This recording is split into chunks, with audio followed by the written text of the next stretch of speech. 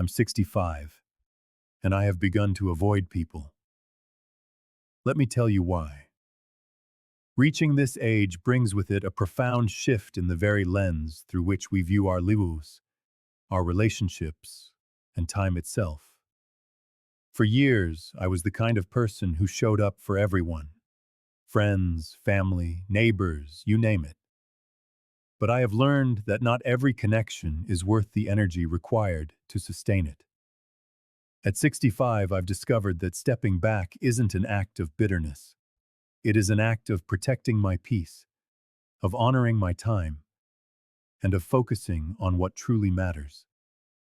In this reflection, I want to share the life lessons that led me to this quiet place. From the way time quickens and grows more precious, to the way relationships naturally ebb and flow, and even to why solitude has become a source of joy, not loneliness. If this resonates with you, or perhaps even challenges your perspective, then you are in the right place. Take a moment to like this video and subscribe to the Candle of Wisdom channel.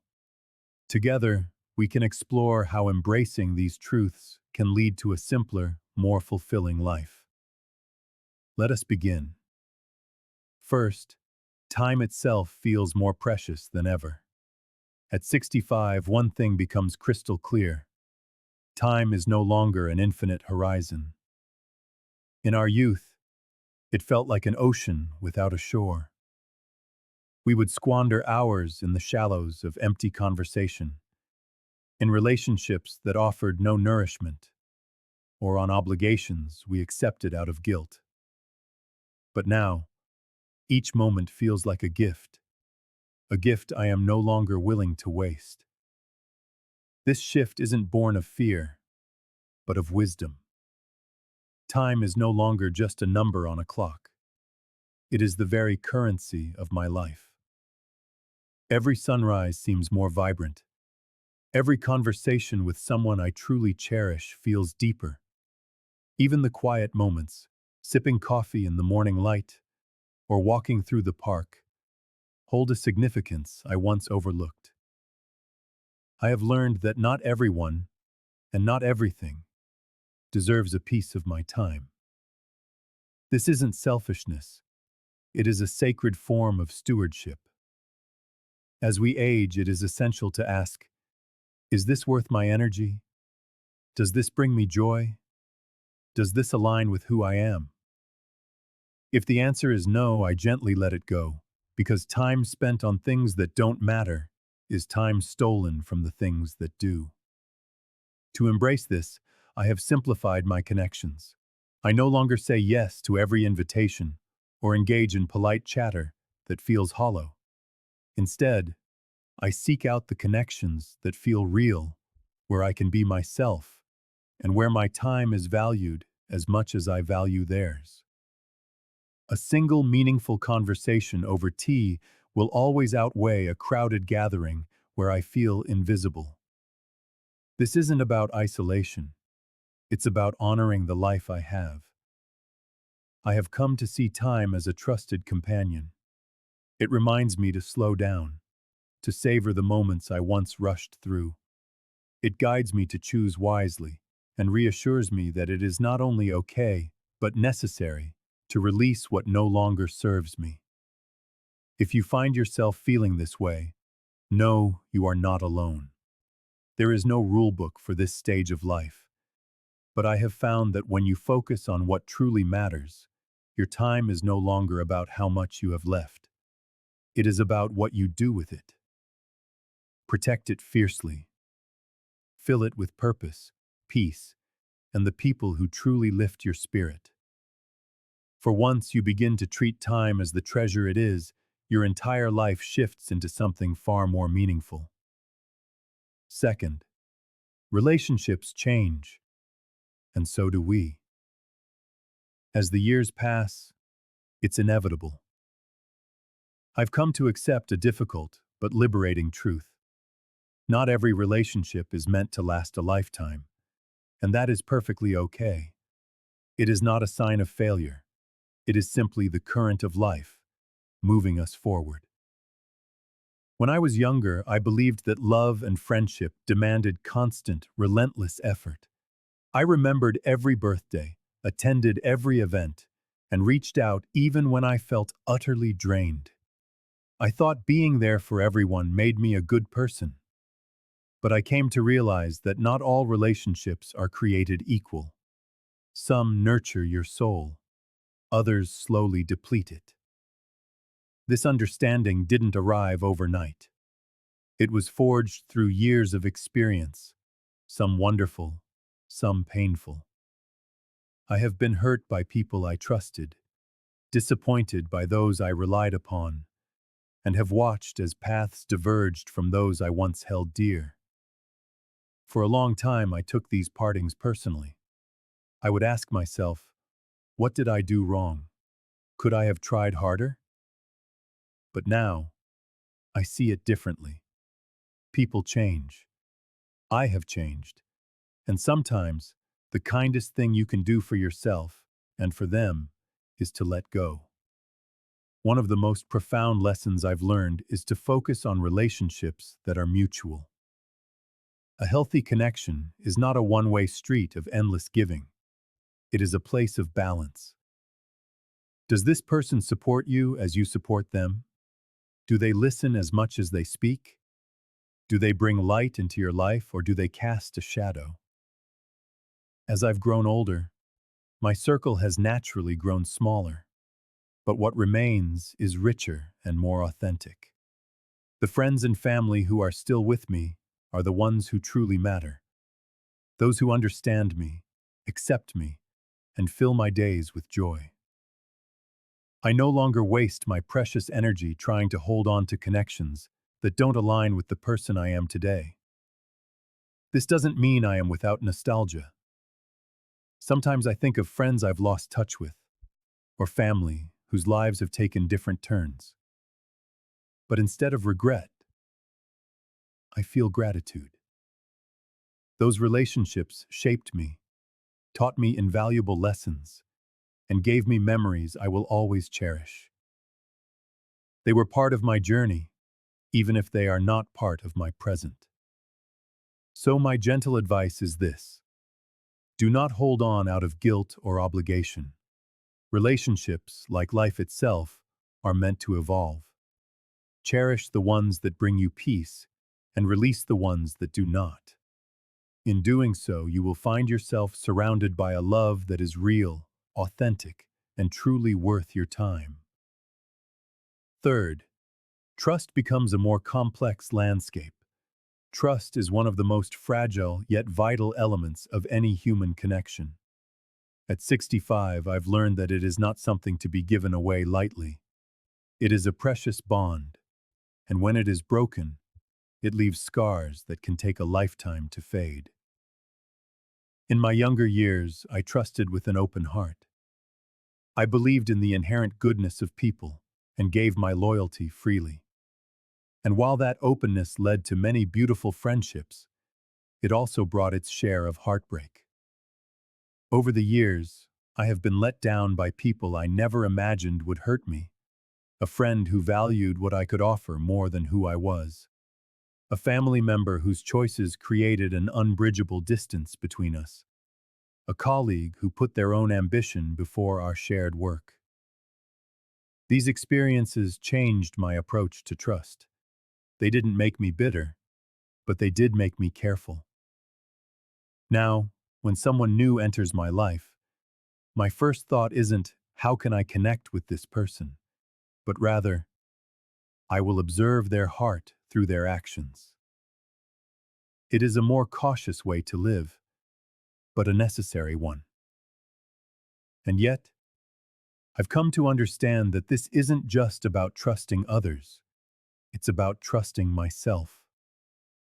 Learning to listen to my own intuition has been one of the most important lessons of my life. If a situation or a person doesn't feel right, I no longer dismiss that feeling as paranoia. I honor it. I have walked away from relationships that felt subtly toxic, no matter how long they had been a part of my story. I have learned that protecting my peace is worth the difficult decision to let go. That said, trust is still possible. It's just different now. There are moments when people surprise me in the most wonderful ways. A kind stranger who goes out of their way to help. A neighbor who checks in during a storm. These small, genuine gestures are reminders that trust, while delicate, can be rebuilt. The key is balance. It is about setting healthy boundaries, not building impenetrable walls. It is about giving trust gradually to those who earn it with consistency, kindness, and respect. It's about keeping your circle small and true. So if you too have found yourself becoming more guarded with age, know that it is okay. Protecting your trust is a profound form of self-care. It doesn't mean you are closing yourself off from the world. It means you are valuing yourself enough to be selective. And in this stage of life, that is exactly as it should be. Fourth, the world itself has changed. At 65, it is impossible not to notice the transformation. Life feels faster, busier, and more digitally driven than ever before. And for all the progress, it seems something valuable has been left behind. A sense of warmth, of simplicity, of genuine human connection. I grew up in a time when relationships felt more grounded. Neighbors were not just people who lived nearby. They were friends. We would visit without an invitation, sharing coffee and stories. Families gathered because they wanted to, not because they felt they had to. Time together felt natural, unhurried. Now things are different. People are so busy chasing success, managing endless to-do lists, and keeping up with the relentless pace of modern life. Conversations, once deep and heartfelt, have become brief and rushed, squeezed between notifications. Even family time can feel strained, limited by distance and competing demands. Technology, while a blessing in many ways, has played a role in this shift. I am grateful that I can video call my grandchildren or reconnect with an old friend online. But these tools also create a subtle barrier. Nothing can replace the feeling of sitting across from someone, of feeling their presence and hearing their voice unfiltered by a screen. Sometimes I miss the ease of just being together. The constant hum of technology can feel overwhelming, and paradoxically, with all this connectivity, many of us feel more isolated. It's a strange reality, having so many ways to stay in touch, yet feeling that true connection is harder to find. This isn't about resisting change or longing for a past that's gone. Every era has its challenges. But at 65, I find myself valuing simplicity more than ever. I choose to step away from the noise and focus on what feels real: heartfelt conversations, shared moments, and the quiet joy of being present. If you feel the same, it is okay to slow down. It's not about rejecting modern life, but about choosing where to place your energy. In a world that is always moving faster, seeking simplicity isn't about giving up. It's about holding on to what matters most. Fifth, solitude is not loneliness.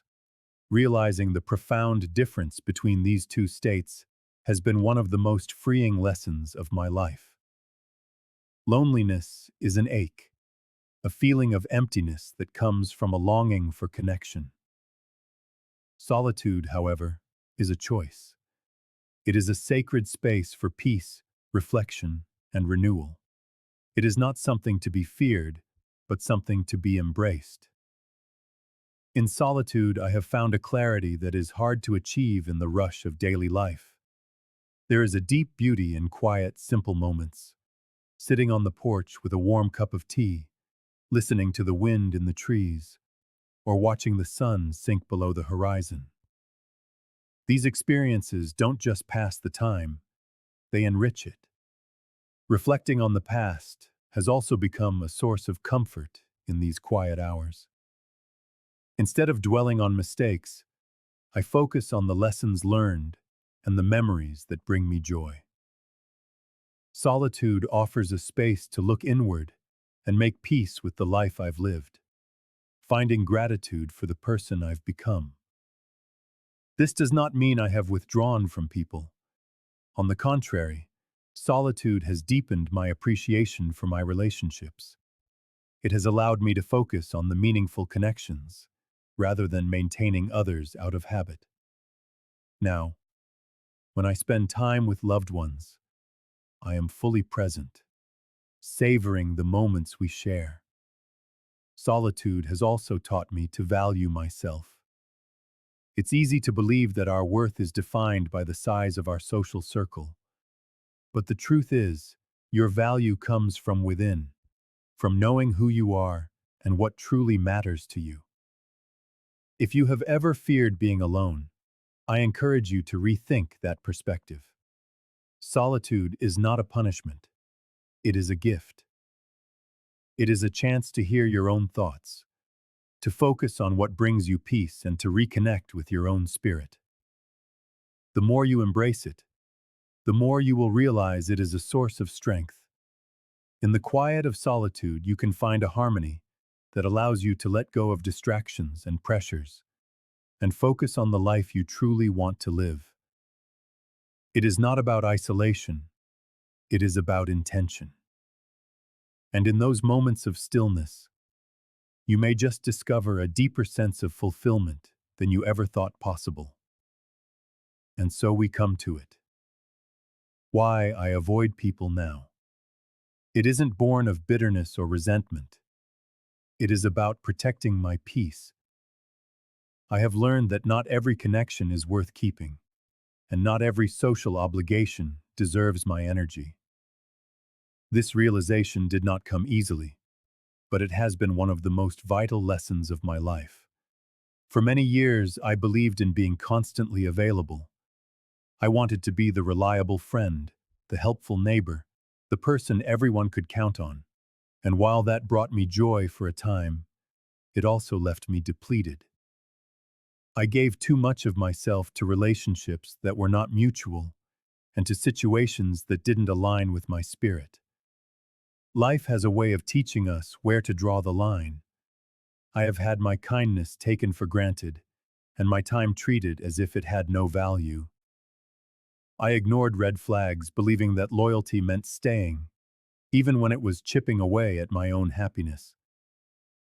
But I see things differently now.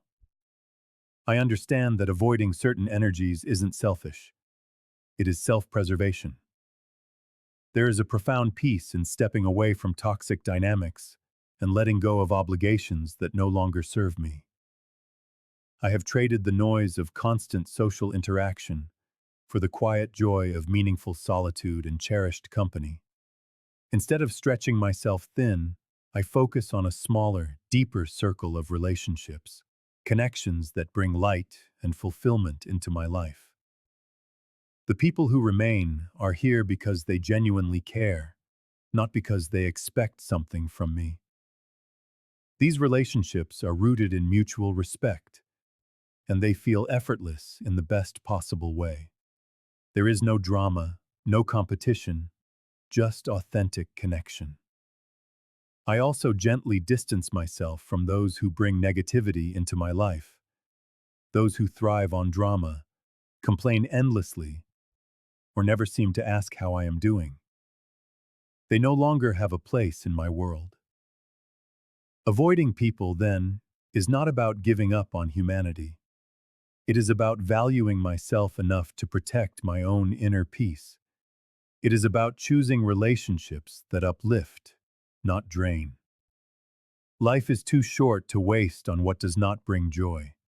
And in making this choice, I have found a sense of freedom I never knew was possible. Have you ever found yourself wondering, am I the only one who feels this way? I have asked myself that question many times, especially as I've become more selective about who I let into my world. But the more I speak with others my age, the more I realize this is not just my story. It is a shared journey. Life teaches us hard but valuable lessons about relationships, priorities, and self-worth. For decades, many of us tried to meet everyone's expectations. We wanted to be dependable, supportive, and ever-present. But at some point, we realized the cost. We were pouring so much into others that we had little left for ourselves. I have discovered a similar theme in the lives of my peers. We reach a point where we no longer feel the need to be everything to everyone. We begin to choose quality over quantity. The superficial connections that once seemed important lose their appeal.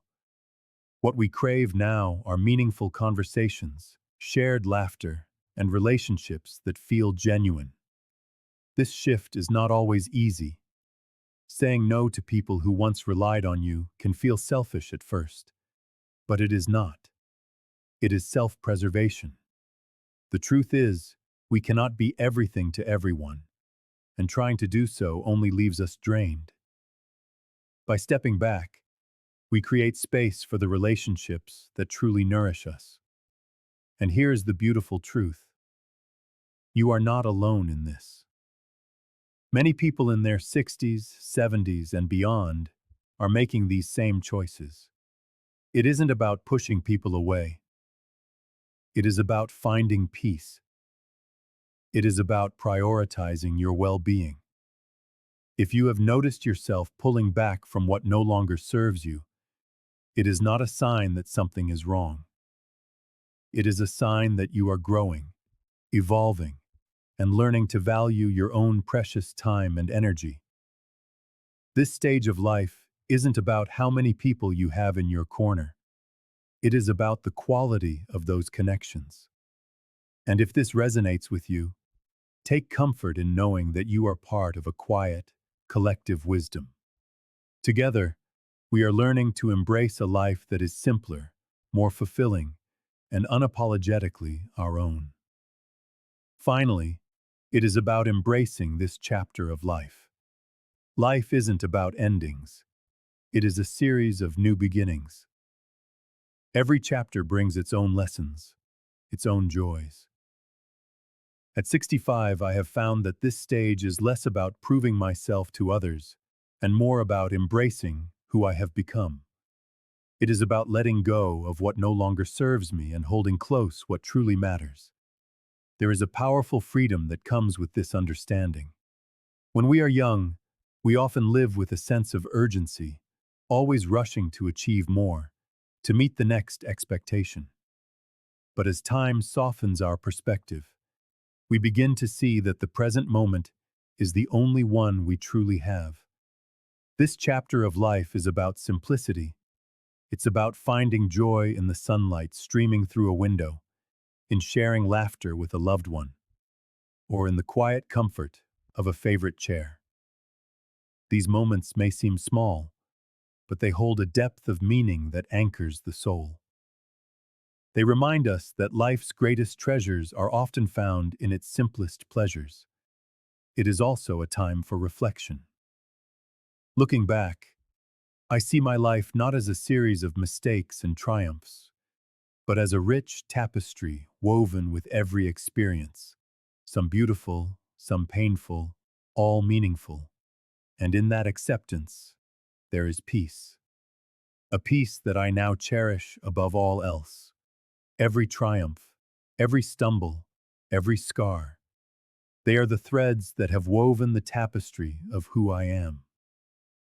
To look back is not to dwell in the past, but to honor the journey. It is to trace the patterns of lessons learned and appreciate the strength forged in the fire of experience, without being held captive by its memory.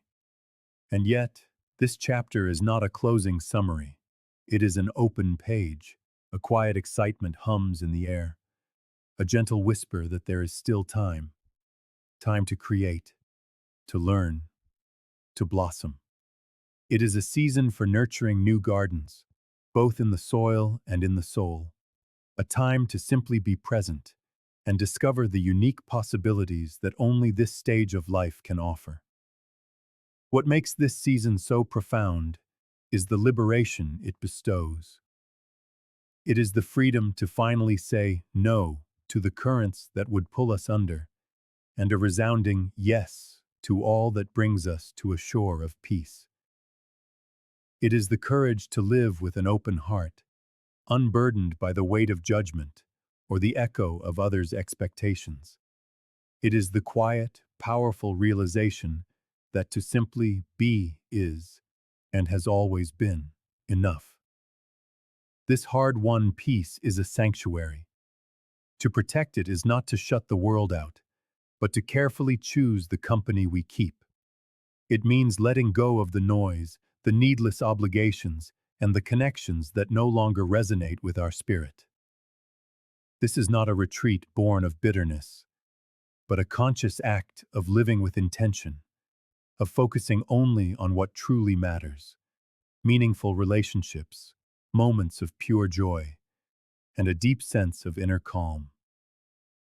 If you find yourself in this same chapter, I invite you to embrace it in its entirety.